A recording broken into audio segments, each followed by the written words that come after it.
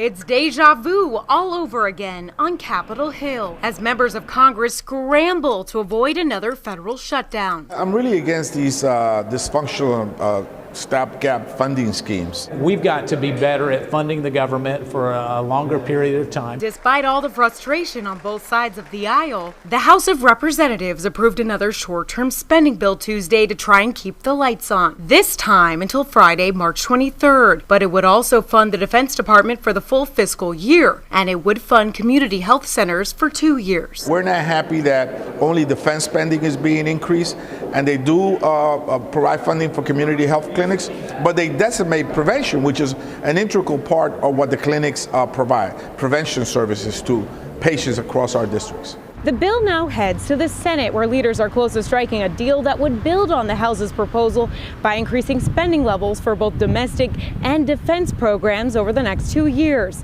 If the Senate approves that measure, it would then be sent back to the House for one more additional vote.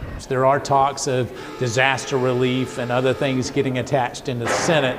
And so if you do that, that perhaps brings a wider bipartisan coalition together. What's not included in the bill is immigration, specifically an agreement to protect so-called dreamers from deportation. In our meetings today, Leader McConnell pledged that we would have an open process next week, after this week.